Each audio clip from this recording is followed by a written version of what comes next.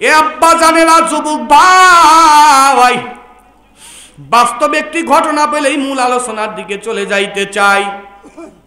সোনার ছেলে বড় অফিসার, মা বাবা বৃদ্ধা বাড়িতে টাকা পয়সা দেয় না, আহার করবে কি করে? ছেলে বাবা মান সম্মান ইজ্জতের ভয়ে চিন্তা করে ছেলে ঢাকার জমিনে আসি, আমি কেমন করে রিক্সা চালাইব? বাবা কোনো খাবার নাই, বৃদ্ধা মানুষ। এ যুবক ভাই দুইটা পায়ে হাত দিয়ে বলে যাই রে যুবক, বাবা বৃদ্ধা মানুষ, কেমন করে বাবা টাকা পয়সা দেয় না, কি খেয়ে বেঁচে থাকবে আব্বা আম্মা? এবার বাবা চিন্তা করতেছে, আমি রিক্সা নিজে ঢাকা যাইব, আমার ছেলে তো অফিসার যদি সাক্ষাৎ হয়ে যায় তো ইজ্জত থাকবে না, মান থাকবে না। বাবা মাথায় টুপি লাগাইয়া ঠান্ডার দিনে রুমাল দিয়ে মুখটুক সমস্ত মুখমণ্ডলগুলি বেঁধিয়া বান্ধিয়া বাবা রিক্সা নিয়ে ঢাকার জমিনে রওনা করছে। পেডেল দিতে দিতে যাই রে বাবা, এখন তো আপনার এই যে গিয়ারওয়ালা রিক্সা বের হয়েছে মোটর লাগানো, ওই সময় তো কোনো গিয়ার ছিল না, পা পেডেল দিয়ে যাওয়া লাগতো। এ মুসলমান, আমার আব্বা জানেরা, যুবক ভাইরা, এবার যখন প্রবেশ করেছে ঢাকার জমিনে, পা পেডেল দিতে দিতে যাইতেছে, হঠাৎ করে সার রোডের কিনারে দাঁড়াইয়া, রোডের পাশে দাঁড়া আছে, বাসায় যাইবে, ডাক দিয়ে বলতেছে, এই খালি দাঁড়ান, এই খালি দাঁড়ান। রিক্সাওয়ালাকে বলতেছে খালি দাঁড়ান। রিক্সাওয়ালা তো বাবা খালি দাঁড়ায় গেছে। এবার ছেলেটি রিক্সায় উঠে পড়ল, বলতেছে আগান, সামনের দিকে আগান। আব্বা জানেন, আর এই আলোচনা শুনে যদি চোখে পানি না আসে কপাল ফুরারে মুসলমান। আমি বলেছি একটি ফুটা পানি আজকে জমিনে ফেলাইতেই হবে, যেইভাবেই হোক অন্তরটারে নরম করিয়া চক্ষু দুইটা বন্ধ করি একটি ফুটা জমিনের পানি ফেলাইতে হবে রে বাবা। যদি ফেলাইতে পারেন মাহফিলটা আল্লাহর কাছে পৌঁছে যাবে, কবুল হয়ে যাবে। এবারে রিক্সাতে ছেলেটি সার রিক্সার মধ্যে উঠে পড়লেন। উঠার পরে কিছু দূর যাইতে যাইতে বাবার পেটের মধ্যে 2-3 দিন কোনো খাবার নাই। বাবা অসহায়, বাবা অসহায়, 2-3 দিন পেটের মধ্যে কোনো খাবার নাই, আহার নাই। এবার রিক্সা কেমন করে পেডেল দিবে, গায়ে তো শক্তি ক্ষমতা নাই। ধীরে ধীরে পেডেল লাগা দেয়, পিছন থেকে রিক্সা ওই সার বাবার পিছনে এমন জোরে পিঠের উপর ঠাপা মেরে বলতেছে, রিক্সাওয়ালা একটু দ্রুত যান, দ্রুত যান, আমার গন্তব্যস্থানে দেরি হয়ে যাচ্ছে, পৌঁছানো লাগবে। বাবার পিঠের উপরে এমন ভাবে ঠাপা মেরেছে, বাবা চোখের পানি ফেলে কান্নাকাটি করতে করতে রিক্সা পেডেল দিতে দিতে যায়। কি জীবনে করছো?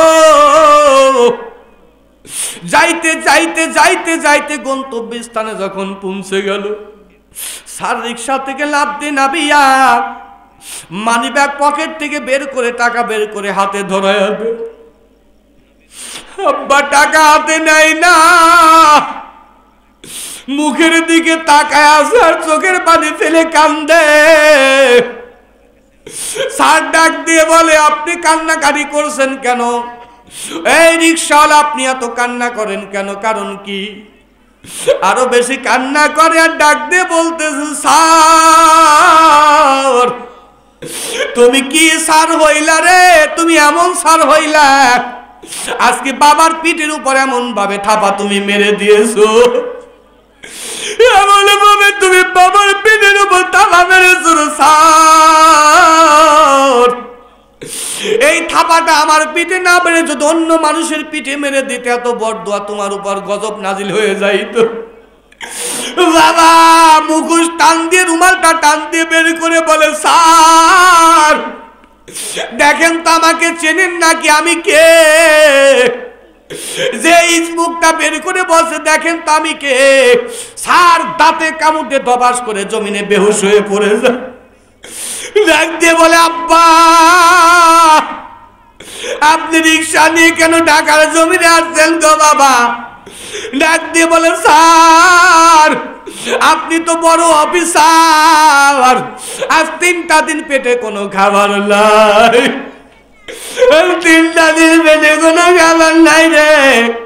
ও মা বোনেরা, ও আমার আম্মা জানেরা, ও ছোট বোনেরা আমার, 3টা দিন পেটে কোনো খাবার নাই স্যার, আমার পায়ে গায়ে কোনো জায়গাতে বল নাই গো স্যার, আমি কেমন করে রিক্সা চালাইবো? আপনি পিঠের উপর কেন থাপা মেরে দিয়েছেন? এবার বলে স্যার আপনি বড় অফিসার, আমার দোয়া না পাইলে তো অফিসার হতে পারতেন না। এবার আব্বার 2টা পা জড়ায় ধরে বলে আব্বা গো, আমি জীবনে যা অপরাধ করেছি, অন্যায় করেছি, আপনি যদি ক্ষমা না করে দেন আব্বা, আমি কিন্তু জাহান্নামের যাত্রী হয়ে যাব। আব্বা আপনি বলেন ক্ষমা করে দিলেন নাকি? বাবার কাছে সন্তান যদি 1000বার অপরাধ করে, মা বাবা কিন্তু সন্তানরে ক্ষমা করে দেয়। মায়ের কাছে যদি কোনো মেয়ে 1000বার অপরাধ করে, মা কিন্তু মেয়েকে ক্ষমা করে দেয়। এবার ডাক দিয়ে বলে আল্লাহ, আমার সন্তান জীবনে যা অপরাধ করেছে আমি বাবা ভুলে গেলাম, আমার সন্তানকে মাফ করে দিও আল্লাহ, আমার সন্তানকে তুমি জাহান্নামের প্যাসেঞ্জার বানায়ো না আল্লাহ, তুমি জান্নাতের মধ্যে প্রবেশ করা দিও। চিৎকার দিয়ে বলবেন না আল্লাহু আকবার। আল্লাহ দোয়াটি করার কারণে আল্লাহ সাথে সাথে বাবার দোয়াটি কবুল করে নেয়। জোরে বলুন আল্লাহু আকবার। কত মানুষ দেখলাম ভাইরি দুনিয়ায়, হায়রে কত মানুষ দেখলাম ভাইরে দুনিয়ায়, মায়ের মতো আপন কেহ নাই রে নাই, বাবার মতো আপন কেহ নাই রে নাই। 10 মাস 10 দিন গর্ভে ধারণ করিয়া, হায়রে 10 মাস 10 দিন গর্ভে ধারণ করিয়া, সকল দুঃখ একাই নিলেন মানিয়া, সকল কষ্ট একাই নিলেন মানিয়া। বুকের মানিক যদি কোথাও চলে যায়, হায়রে বুকের মানিক যদি কোথাও চলে যায়, চোখের জলে মায়ের বুকটা ভিজে যায়, চোখের জলে মায়ের বুকটা ভিজে যায়। সন্তান যদি বিদেশেতে মারা যায়, হায়রে সন্তান যদি বিদেশেতে মারা যায়, সবাই জানার আগে আঘাত লাগে মায়ের কলিজায়, সবাই জানার আগে আঘাত লাগে মায়ের কলিজায়। মায়ের পায়ের নিচে সন্তানের বেহেশত, হায়রে মায়ের পায়ের নিচে সন্তানের বেহেশত, সময় থাকতে মায়ের সেবায় হরত, সময় থাকতে মায়ের সেবায় হরত। কত মানুষ দেখলাম ভাই রে দুনিয়ায়, মায়ের মতো আপন কেহ নাই রে নাই, বাবার মতো আপন কেহ নাই রে নাই। জোরে জোরে বলা যাবে নাকি একবার মারহাবা? শোনান আব্বা জানেরা, যুবক ভাইরা, তাহলে ওই মা বাবার খেদমত করার দরকার আছে না নাই? একটু জোরে বলুন, আছে না নাই? পর্দার অন্তরালের মা বোনের আব্বা আম্মার খেদমত করবেন, শ্বশুর শাশুড়ি খেদমত করবেন, এরপরে স্বামীর খেদমত করবেন। এমন কাজ করবেন আপনার কথার দ্বারায়, আপনার কাজের দ্বারা যেন স্বামী কষ্ট না পায়। যদি স্বামী কষ্ট পায় তাহলে মনে করবেন আপনার জাহান্নাম অনিবার্য হয়ে যাবে। কারণ মৃত্যুর পরে স্বামী যদি সাক্ষী দেয় আমার বিবিটা ভালো ছিল, আল্লাহ রাসূল সাল্লাল্লাহু আলাইহি সাল্লাম বলেছেন, মৃত্যুর পরে যদি কোনো স্বামী যদি সাক্ষী দেয় আমার বিবিটা আমার কাছে ভালো ছিল, এই বিবি আল্লাহর জান্নাতের মধ্যে চলে যায়। বল সুবহানাল্লাহ। স্বামী মৃত্যুবরণ করার পরে যদি স্ত্রী বলে আমার স্বামী আমার কাছে প্রিয় মানুষ ছিল, আমার কাছে খুবই ভালো ছিল, সাক্ষীটা যদি ভালো হয়, ওই স্বামীও আল্লাহর জান্নাতে ঢুকবে। বলুন না সুবহানাল্লাহ। এই জন্য উভয় পক্ষে দুইজন সাক্ষী দেওয়া লাগবে, ভালো দুইজনের মধ্যে মিল মহব্বত ভালোবাসা থাকা লাগবে, এমন মহব্বত থাকা লাগবে, এমন ভালোবাসা থাকা লাগবে আপনি যত রাত্রিতে ডাকেন ডাক দেন না কেন স্ত্রী আপনার প্রথম ডাকেই যেন সারা দিয়ে ঘরের দরজাটা উন্মুক্ত করে দেয়। কিন্তু আপনি সারা রাত ধরে যদি আপনি জুয়া তাস খেলে যদি দরজায় যান, আমি মা বোনদেরকে বলে যাব খবরদার আপনি ঘরের দরজায় আর খুলে দিবেন না। কারণ তাস খেলে যাবেন, জুয়া খেলে যাবেন, ক্যারাম বোর্ড খেলে যাবেন, রাত 12টা 1টা যায়, শীতের মধ্যে ডিস্টার্ব করবেন, ঘরের দরজা বেশি করে আরো সিটকিরি মারবেন, তালা লাগাই দেবেন, ঘরে ঢুকতেই দিবেন না। আর দেখবেন আপনার স্বামী তাহাজ্জুদ পড়ার জন্য গিয়েছে, নামাজ আদায় করার জন্য গিয়েছে, কি ভালো একটা মাহফিল শুনে বাড়িতে আসে রাত গভীরে, ডাক দেওয়ার সাথে সাথে দরজাটা উন্মুক্ত করে দিবেন।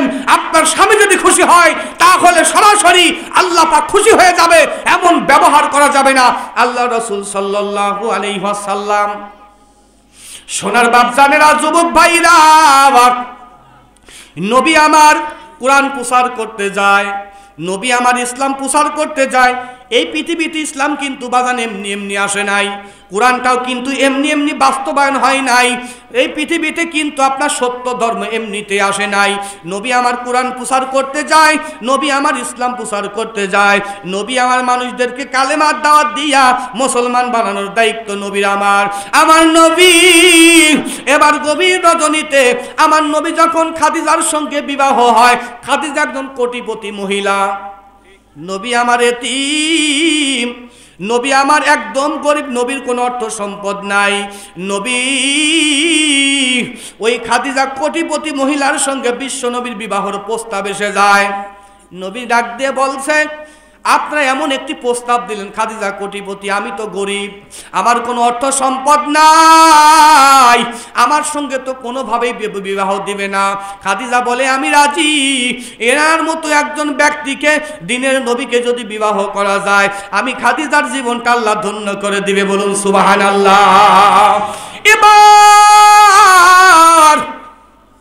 সবাই সৌদি আরবের প্রত্যেকটি মানুষ ডাক দিয়ে বলে, খাদিজা রে, আমরা খবর পাইলাম আপনি নাকি বিশ্ব নবী, নবী এতিম নবীকে বিবাহ করার প্রস্তাব দিয়েছেন গো। খাদিজা বলে, জি। বলে, আপনি কোটিপতি মহিলা, আপনার এত অর্থ সম্পদ, আর উনার তো কিছুই নাই, উনি তো একদম গরিব, উনাকে কেমন করে আপনি বিবাহ করতে চান? এবার ডাক দিয়ে বলতেছে, শোনেন, আগামীকালকে আমার বাসায় আপনাদের সবার দাওয়াত। খাদিজার দাওয়াত দিয়ে সবাইকে অ্যারেঞ্জমেন্ট করলেন, সবার দাওয়াত, আগামীকাল চলে আসেন। সকলকে দাওয়াত দিয়ে আগামীকাল খাদিজার বাড়িতে হাজির করা হয়। এবার বিশাল আসনের মধ্যে বসিয়া খাদিজা ডাক দিয়ে বলতেছে, ভাইরা আমার শোনেন, আপনারা প্রস্তাব দিয়েছেন খাদিজা, তোমার নবীকে, ওই নবীকে বিবাহ করা যাবে না, নবী গরিব, কোনো অর্থ নাই, কোনো সম্পদ নাই, টাকা পয়সা নাই, বিবাহ করা যাবে না।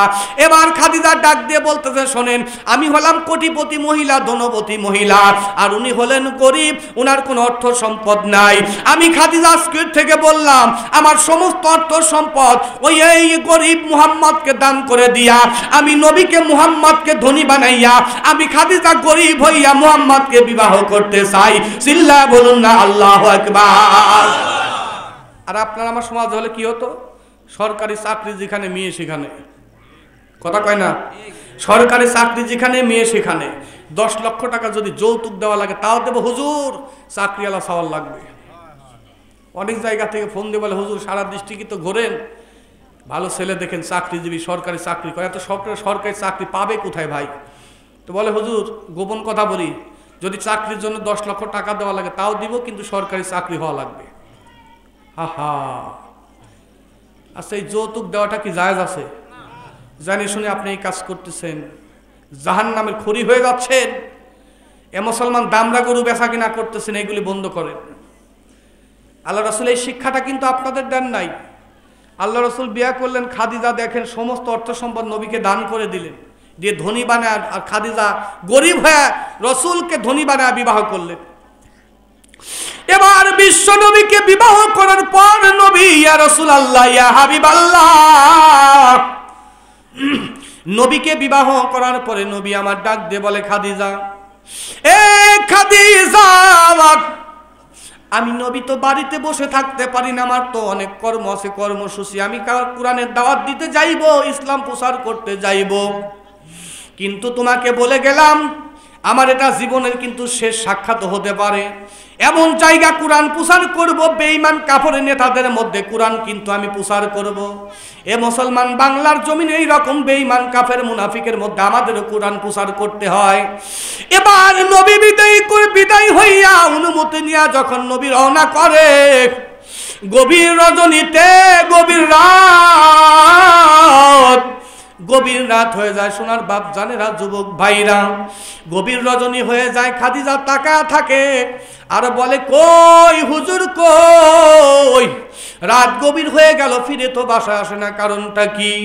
রাত গভীর হয়ে যায়। খাদিজা ঘরের ভিতরে প্রবেশ করিয়া ঘরের দরজাগুলি আশা দিয়া খাদিজা পিঠটা লাগায় দাঁড়া ঘুমায়। নবী যখন দৌড়াইয়া দরজার সম্মুখে এসে যখন একটা বার আঙ্গুল দিয়ে টুকা লাগায়া দেয়, এই রকম যখন টুকা লাগায়া দেয়, সাথে সাথে ঘরের দরজাগুলি খুলে যায়। নবী আমার আশ্চর্য হয়ে যায়, ডাক দিয়ে বলে, খাদিজা রে, আর তুমি ব্যাপার কি? কিছু বুঝতে পারলাম না। রাত গভীর, পৃথিবীর সমস্ত দরজাগুলি বন্ধ হয়ে গেছে, কিন্তু আমি একটি টুকা দেওয়ার সঙ্গে সঙ্গে খাদিজা ঘরের দরজাগুলি খুলে গেল, কারণটা কি? ডাক দিয়ে বলে, নবী গো, আপনি যখন কোরআনের দাওয়াত দিতে যান, আমি খাদিজা দুইটা চোখের পাতা এক জায়গায় হয় না। নবী গো, আপনি যখন ইসলাম প্রচার করতে যান, আমার মন বলে, নবী গো, কাফের বেঈমানেরা আবু জেহেল আপনাকে ধরে হত্যা করে ফেলবে। এই টেনশনে নবী গো, আমি খাদিজার দুইটা চোখের পাতা এক জায়গায় হয় না। নবী গো, আমি খাদিজা ঘরের দরজাটাও সাদিয়া, আমি দরজার সঙ্গে পিঠটা লাগাইয়া দাঁড়াইয়া ঘুমাইছিলাম। বলুন আল্লাহু আকবার। আমি খাদিজা দাঁড়া ঘুমাই। আপনার মায় নবী গো, ওই নবীর উত্তরসূরি হওয়া লাগবে রে বাজান। যদি নবীর উত্তরসূরি হতে পারেন, আপনার বিবু আপনার জন্য দরজার পাশে দাঁড়া ঘুমাবে। টেনশনের কোনো কারণ নাই। ওই রকম আদর্শবান স্বামী হওয়া লাগবে। এখন দিনের ভিতরে যদি 2-3 বার খাঁটি দিয়ে যদি মারধর করেন আর মাথার চুলের ঝুঁটি ধরে যদি টানাটানি করেন, আল্লাহর কসম করে বললাম, ওই স্ত্রী কোনোদিনও আপনার খেদমত করতে চাইবে না। দেখবে যে আমার স্বামী খালি শুধুমাত্র আমাকে মারধর করে, বাবার বাড়িতে জমি যৌতুকি টাকা নেওয়ার জন্য মারধর করে। এই রকম যুবক সমাজের মধ্যে আছে না নাই? কথা কয় না কে? আপনাদের মধ্যে নেই, আমাদের পাবনাতে এরকম আছে। এই তোরে আছে না? এই যে চাচা কাছে মনের মতো কথা, রাইট বাগান রাইট, মুরব্বী তো মিথ্যা কথা বলছে না। খবরদার, যৌতুকের জন্য অনেকে চুলির ঝুঁটি ধরে টানাটানি করে, যা তোর বাবার বাড়িতে তাতে যৌতুকির টাকা নিয়ে, মাথায় মনে হয় আপনার মাথায় বিগির উঠে যায় যৌতুকির টাকার জন্য। যৌতুকির টাকা আর কুত্তার পায়খানা একবারে একই জিনিস, এতে কোনো পার্থক্য নাই। যৌতুক নিয়ে বিয়ে করছেন কে কে? হাত তোলেন তো দেখি। কে উঠাবি না রে ভাই, এটা মুসিবত। মানে হুজুর, এটা তো মুসিবত। তওবা করবেন, যদি এই সমস্ত টাকা নিয়ে যদি শাদী করে থাকেন, তওবা করবেন যে আল্লাহ, এটা নিয়ে বড় পাপ করেছি, ভুল করেছি, পারলে টাকাটা ফিরায় দিবেন, শ্বশুর বাড়িতে ফিরায় দিবেন। খবরদার, এটা ব্যবহার করেন না আব্বাজান। আমরা চাই আল্লাহর জান্নাতে ঢুকতে চাই, রসুলের উত্তরসূরি হতে চাই, রসুলের উম্মত হতে পেরে জীবনটা আল্লাহ ধন্য করে দিয়েছে। নবীর উম্মত হতে পেরে আমাদের জীবনটাকে আল্লাহ ধন্য করে দিয়েছে। কথা বলুন ঠিক কিনা? দয়ার নবী, নূরের নবী গো, আপনি নবী আমার জীবনের জীবন, আপনি নবী আমার আপনের আপন। আরে দেখে আপনার মুজিজা ধন্য হলেন বিবি খাদিজা, জীবন যৌবন করিলেন অর্পণ। নবী, নূরের নবী গো, আপনি নবী আমার জীবনের জীবন। হারে দেখে আপনার মুজিজা ধন্য হলেন বিবি খাদিজা, জীবন যৌবন করিলেন অর্পণ। দয়ার নবী, নূরের নবী গো, আপনি নবী আমার জীবনের জীবন, আপনি নবী আমার, বলুন, আপনি নবী আমার জীবন। দয়ার নবী, নূরের নবী গো, আপনি নবী আমার জীবনের জীবন। আল্লাহর নবী, নূরের নবী গো, আপনি নবী আমার। এ মুসলমান পরিষ্কার কণ্ঠে কথা বলতে চাই রে মুসলমান, আজকে দেখেন এই কুরআনুল কারীমকে নিয়ে অনেকে অবমাননা দিয়ে অনেকেই কোরআনের বিরোধিতা করছে। মুসলমান, আমি জানি না আপনি কে কোন দল করেন জানি না, কিন্তু মুসলমান পরিষ্কার কণ্ঠে আপনাদেরকে বলতে চাই, এই কোরআনের বিরোধিতা যারা করবে, কোরআনের বিপক্ষে যারা আন্দোলন করবে, এ মুসলমান কোরআনের জন্য সমস্ত শরীরের রক্ত বিলিয়ে দিতে রাজি আছি, সমস্ত শরীরের গোশত দিতে রাজি আছি, এই কোরআনের জন্য সমস্ত দাঁত জমিনে বিলীন করে দিতে রাজি আছি, এই কোরআনের জন্য মাঠে ময়দানে ঝাঁপিয়ে পড়তে রাজি আছি। এ মুসলমান, কে কে রাজি আছো এই কোরআনের জন্য জীবন দিতে? কে কে রক্ত দিতে রাজি আছো? দুইটা হাত উঁচু করে আল্লাহরে দেখা দাও।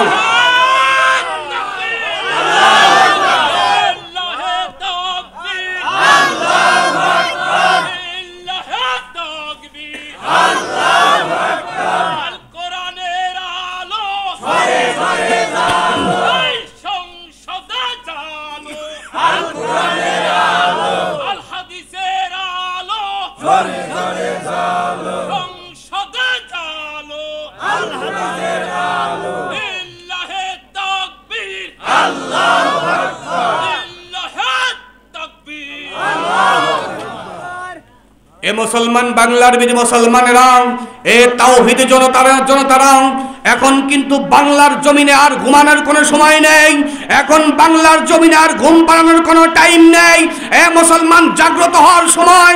এখন এই মাহফিলের ভিতরে যেই মুরব্বী তাকবীরের স্লোগান দিয়ে গোটা মাহফিলকে মুখরিত করে দিয়েছে, বাংলার জমিনে বেশি মুসলমান হুঙ্কার দেওয়ার প্রয়োজন হয় না, উমারের মতো একজন যুবক হলেই যথেষ্ট। কথা বলুন ঠিক কিনা?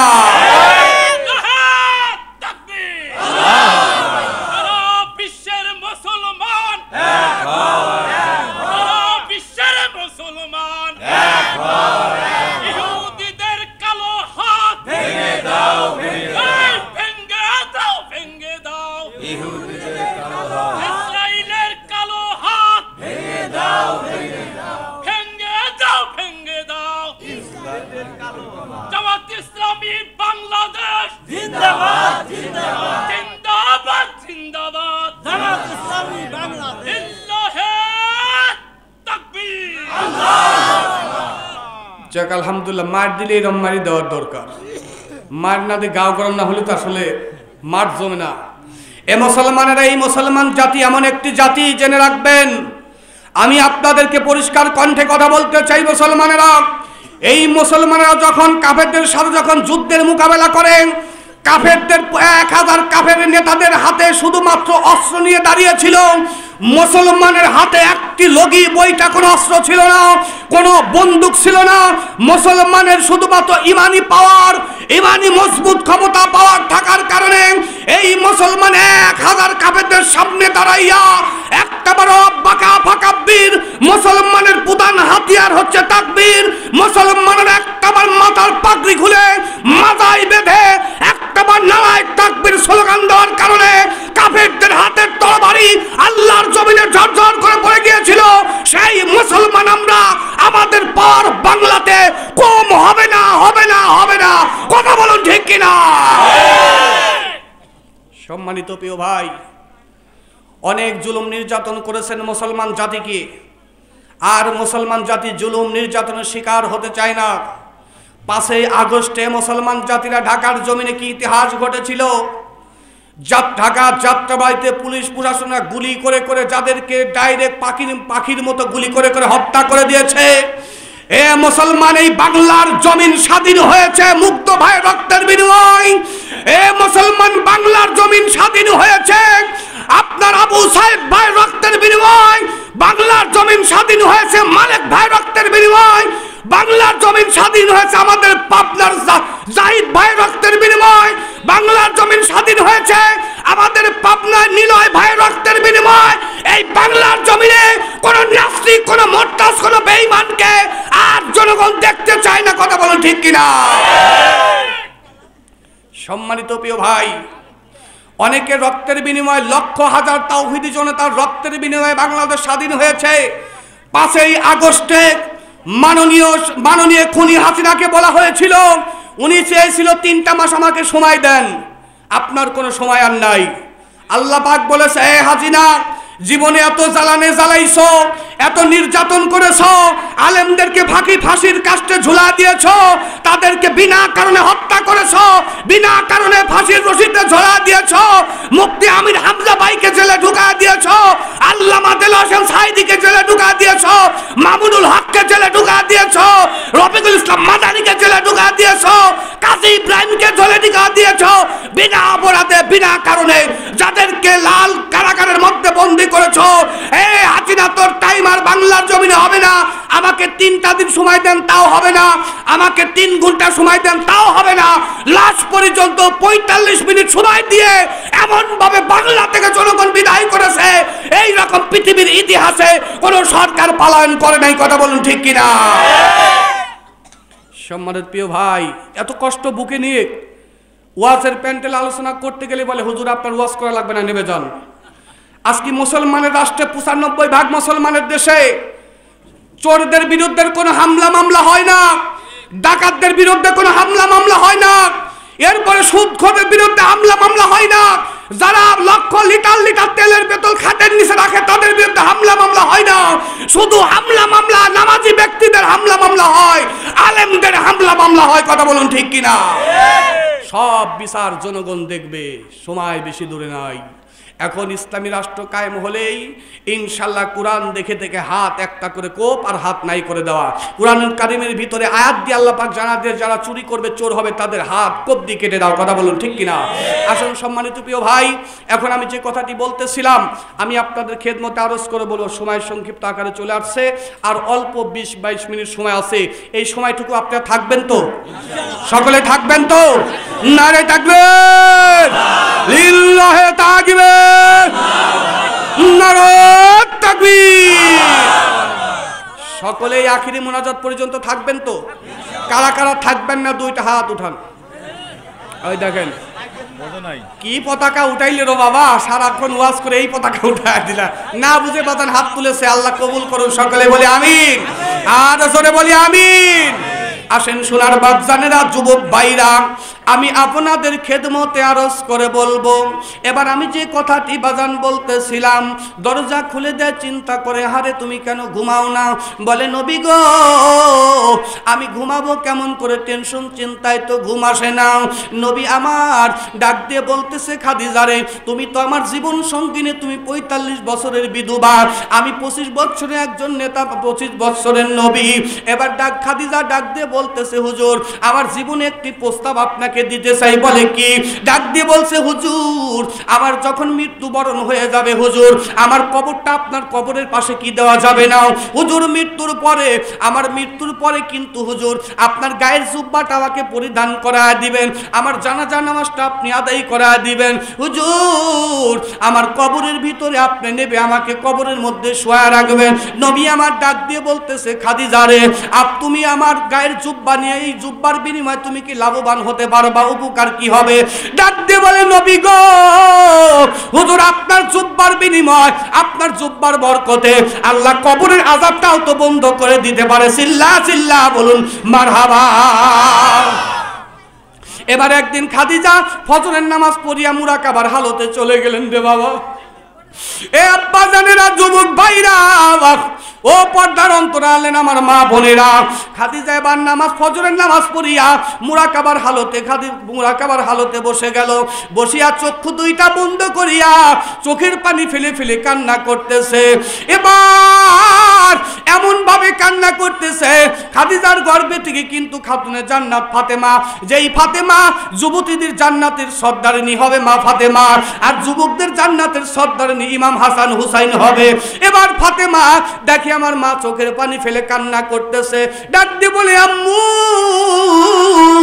আম্মু গো তুমি এত চোখের পানি ফেলে কেন কান্নাকাটি করো? এটা ভদ্র ভাষা।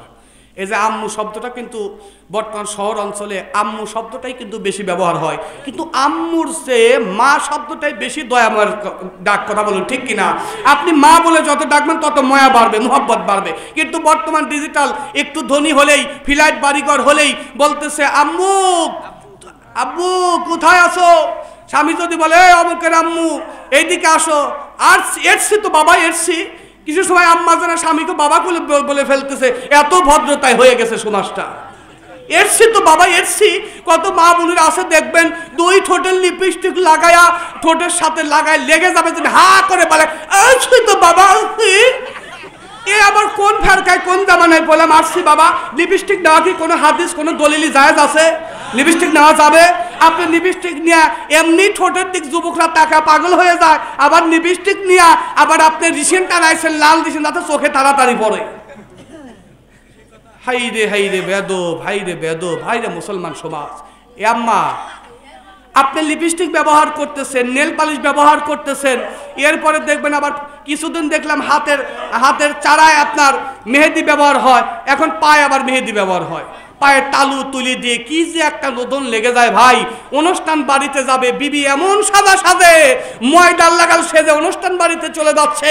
আপনি যদি কোনোদিন আনন্দর কারণে যদি বলেন, বিবি শোনো, দেখো শোনা, দেখো আজকের রাতটা একটু তুমি সুসজ্জিত একটু সেজে গুজে আমার কাছে আসবা, আল্লাহর কসম আসবে না, জীবনে আসবে না। কবে তোমার মতো পেতনির কাছে যাবো? পেতনির টাকা তো ভালোই লাগে তোমার। ভাই এগুলি আবেগ, বড় কষ্ট লাগে শোনা ভাই। আপনি দিনের পর দিন কষ্ট করে চকের ভিতরে ধান, রৌদ্রের ভিতরে কষ্ট করে ধান কেটে কামলা বিক্রি করে পানের বিবিকে সাজার জন্য আপনি মেডিসিন কিনে এনে দিচ্ছেন, আর বিবি সেজে রিক্সায় উঠে চলে যাচ্ছে সেই সাদাতপুর বাজারে মার্কেট করতে, বিবি রিক্সায় উঠে চলে যাচ্ছে অমুক শহরে মার্কেট করতে, পুরুষদেরকে দেখাচ্ছে দেখো আমার ফিগার বিগার কত ভালো, আমি ঠোঁটে লিপস্টিক লাগাই দিছি, পর্দার খিলাফ হচ্ছে, আমল নামায় আল্লাহ গুনাহ দিয়ে ভরপুর করে দিচ্ছে, জাহান্নামের খড়ি হয়ে যাচ্ছে। আর আপনার কাছে সুসজ্জিত সেজে যদি আপনার কাছে যাইতে পারে, আপনি যদি আনন্দিত হন, আল্লাহ রসুল বলছে স্বামী যদি আনন্দিত হয়, আমি সাফায়াত করে আল্লাহর কাছে সাফায়াত করে তাকে জান্নাতে পৌঁছায় দেব। বলুন সুবহানাল্লাহ। অনেক অর্ডার আছে, এমনও কাজ আছে স্বামী অর্ডার করার সাথে সাথে স্ত্রী যদি রান্নার কাজেও ব্যস্ত থাকে, আগে সেই কাজে সমাধান দেওয়া লাগবে। কিন্তু স্বামীরা তো আজকে সেই খুশি, হুজুর মনের মতো ওয়াজ করতেছে রে, কিন্তু মা বোনেরা যে রাগ করতেছে মনে মনে, আপনাদের খবর কিন্তু খারাপ আছে, আপনাদেরও খবর খারাপ আছে। যখন বিবি রান্না করবে, রান্নার কাছে সহযোগিতা করা লাগবে। আল্লাহ রাসূল নিজে করতেন এটা। খাদিজা রান্না করে, আল্লাহ রাসূল পাশে বসে ওইগুলি বেছে কুচে দেয়, রান্নার কাজে সহযোগিতা করে। আপনি করেন, কোনদিন করেন এগুলা? যাক আলহামদুলিল্লাহ, আলহামদুলিল্লাহ, শুকরিয়া। একজন তো পাইছে অন্তত, মাহফিলটা সার্থক, বলুন আমিন। এটা করবেন। মাঝে মধ্যে পানের বিবিকে নিয়ে সফরে যাবেন, পার্কে না যেয়ে ভালো ভালো জায়গায় যাবেন। পাইছেন তো খালি সবচেয়ে খারাপ জায়গা, পার্কের মধ্যে ঢুকে ওই যে দেখেন দুই মগা আছে বসে বাদাম টিপাটিপি করে। খবরদার, ইরে আল্লাহ, পার্ক শব্দটি তো খারাপ, এটা তো নোংরা জায়গা, ওখানে যাবেন কেন? বিবিকে নিয়ে সফর করবেন, ভালো ভালো জায়গাতে যাবেন, দেখাবেন, বিবি সফর করার জন্য আনন্দিত হবে। সফর করা হচ্ছে সুন্নাত। আল্লাহ রাসূল নিজে আয়েশাকে নিয়ে নিজে দৌড় প্রতিযোগিতা দিতেন, বলুন না আল্লাহু আকবার। আয়েশার সাথে দৌড় প্রতিযোগিতা দিতেন, বিশ্ব রাসূল আবার দৌড় প্রতিযোগিতা দিতেন, কিন্তু আপনারা পারেন না। পানের বিবিকে না নিয়ে পিছনে হালিকে উঠায় নিয়ে বাউসি মারেন আর হুন্ডা চলান, কিছু দূর যায় ব্রেক করে পড়িয়ে মস্কা টুসকি বাইয়ে চুরে একবারে মনে করেন ফুটবলের মতো জড়া যান। এই তো ফিকাপ যুবকদের চলতেছে। খবরদার যুবক ভাই, জাহান্নামের খনি হোস না দাদা। দুইটা পায়ে ধরে বলে যাই, এ যুবক ভাই, চুলের কাটিংটা ভালো করো। চুলের কাটিং তোমার নেইমারের উত্তরসূরি হয়ে গেছো, তুমি আর্জেন্টিনার মেসির উত্তরসূরি হয়ে গেছো, তাদের কাটিং থেকে চুলের কাটিং করতেছো। তোমার কিয়ামত তাদের সাথে হবে, যার সাথে যার মুহাব্বত তার সাথে তার কিয়ামত। আল্লাহ রাসূলের সাথে যদি মুহাব্বত হয়, তোমার কিয়ামত আল্লাহ রাসূলের সাথেই হবে, বলুন আল্লাহু আকবার। যুবক ভাই, পায়ে ধরি, চুলের কাটিং, হাই রে কাটিং রে ভাই, সারা তোরে নাই, মাথার মাঝখানে এসে বানরের মতো ঝুল পাইতেছে, প্যান্ট পরতেছে, পাছা অর্ধেক বেড়ে গেছে, মুসলমানের ইজ্জত রোডে গাঠে, চকে পাতারে দৌড়াদৌড়ি করতেছে, আর দেশে প্যান্ট নাই, আবার হাঁটুর কাছে ফাটা। জিজ্ঞাসা যদি করি, ভাই টাকা দিয়ে প্যান্ট কিছু হাঁটু ফাটাকে, এ তো গুনাহ হচ্ছে, হাঁটু বাড়ানো তো কবিরা গুনাহ হয়, এটা আমলনামায় গুনাহ হয়। বলে হুজুর এটা একটা মডেল, সব মডেল হয়ে গেছে তোমাদের জন্য, মডেল আমাদের মন চায় না। এখন যদি আজকে আমি দাড়িগুলা কেটে যদি মাহফিলে বক্তৃতা দেই, আমাকে মাহফিলে রাখবেন না কিল শুরু করে দিবেন? তা আপনার দাড়ি রাখেন না, হুজুর করে দাড়ি রাখা আর হুজুর করে এত ডিসার্ভ করার এত দরকার কি? হুজুরদের তো মন চায় যে একটু আমরা ডিসার্ভ করে চলি। আসেন সোনার বাচ্চারা, যুবক ভাইরা, মনে রাখবেন খাদিজা কিন্তু মুরাকাবার হালতে চলে গেলেন। ফাতেমা ডাক দিয়ে বলে, আম্মু জান তুমি এত কান্না করো, কারণটা কি? ও ও মা, তুমি এত কান্নাকাটি করো কেন রে মা? এত চোখের পানি দিয়ে কেন কান্না বুকটা ভিজায়া দেও? এবার ডাক দিয়ে বলতেছে, মা তোমার বাবা বলেছে ফজর নামাজ পড়ার পরে, আদায় করার পরে মুরাকাবার হালতে যাওয়ার কথা বলছে। দুইটা চক্ষু বন্ধ করে কবরের হালতের কথা, কবরের চিন্তা করার কথা বলছে। এবার ফাতেমা মাকে রাখিয়া ডাক দিয়ে বলে, মা আমি আমার বাবা নবীকে ডেকে নিয়ে আসি। এবার নবীকে খোঁজাখুঁজি করে, রসুলকে পাই না। ফাতেমা চোখের পানি ফেলে কান্দে আর বলে, আব্বু কোথায়? কোনো জায়গা তো খুঁজে পাওয়া যায় না। এখন দৌড়াইয়া মক্কার ভিতরে প্রবেশ করে দেখে নবী আমার মক্কার ঘরের ভিতরে নবী আমার বসে আছে। চিল্লা বলুন না একবার আল্লাহু আকবার। মক্কার ঘরের মধ্যে বসে পিছন থেকে ফাতেমা যাইয়া জামা ধরে পিছন থেকে টান দিয়েছে। নবী পিছন দিকে তাকা দেখে ফাতেমা, ও বেটি তুমি পিছন থেকে কেন দাঁড় হয়েছো, কারণ কি? ফাতেমা চোখের পানি ফেলে কান্দার বুকটা ভিজায়া দেয়। দুই চোখের পানি ফেলে কান্দার বুকটা ভিজায়া দেয় আর ডাক দিয়ে বলে, আব্বা আমার মা দুঃখিনী কেন চোখের পানি ফেলে কান্দে? আব্বা আমি তো বুঝলাম না। বলে কেন কান্নাকাটি করে? নবী ফাতেমার সাথে দৌড়াইয়া খাদিজার পাশে হাজির। ডাক দিয়ে বলে, খাদিজা তুমি এত চোখের পানি ফেলে কান্নাকাটি করছো কেন? খাদিজা তোমার কি চিন্তা হয় একটু বলো তো দেখি। তুমি কি দুনিয়ার বুকে আর থাকবা না নাকি? কিছু বুঝতে পারলাম না।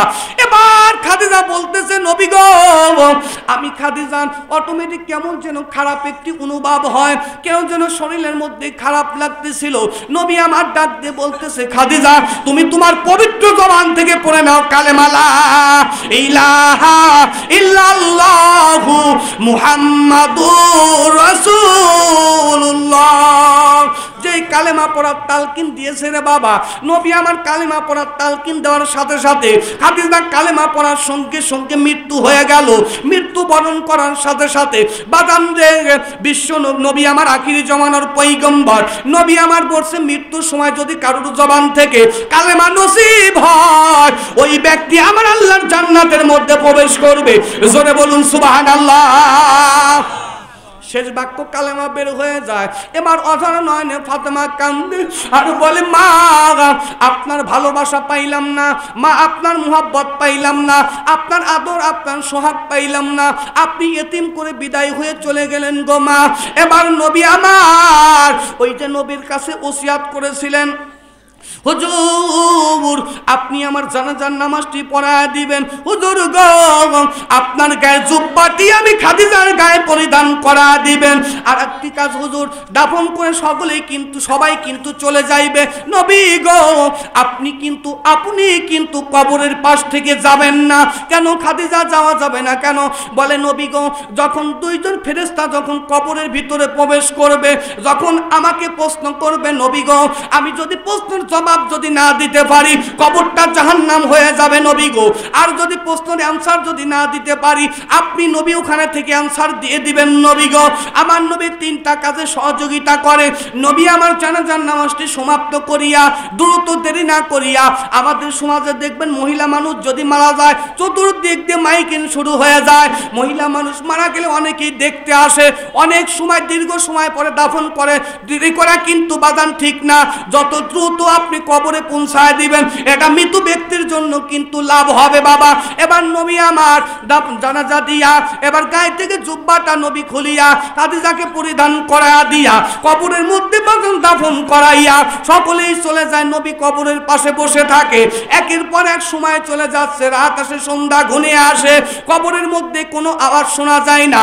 এ মুসলমান, কবরের মধ্যে কোনো শব্দ শোনা যায় না। নবী আমার শরীর থেকে অজানা নয়নে ঘাম বের হয়। নবীর শরীর থেকে ঘাম জমিনে টপ টপ করে পড়ে। নবী আমার কবরের পাশ থেকে নবী আমার যায় না, ওঠে না। নবী চিন্তা করে কারণ কি রে, কবরের মধ্যে তো কোনো শব্দ শোনা যায় না, কোনো আওয়াজ তো শোনা যায় না, কোনো ফেরেশতাও তো প্রবেশ করে না, কারণটা কি? এবার আল্লাহ ডাক দিয়ে বলে, জিব্রাইল রে, এ জিব্রাইল, ওই দেখো আমার বন্ধু, আমার নবী, আমার হাবিব, ওই দেখো কবরের পাশে বসে বসে কান্দে। আমার হাবিবের শরীর থেকে দেখো ঘাম জমিনে টপ টপ করে পড়ে। এ জিব্রাইল তুমি জানায়া দাও, আর খাদিজার জন্য বসে থাকা লাগবে না, সোয়াল জব দেওয়ার জন্য আর থাকা লাগবে না, আর কান্নাকাটি করা লাগবে না। এ জিব্রাইল তুমি জানায়া দাও, আমি আল্লাহ খাদিজার কবরটা জান্নাতের বাগান বানা দিয়েছি। চিল্লা বলুন না একবার আল্লাহু আকবার।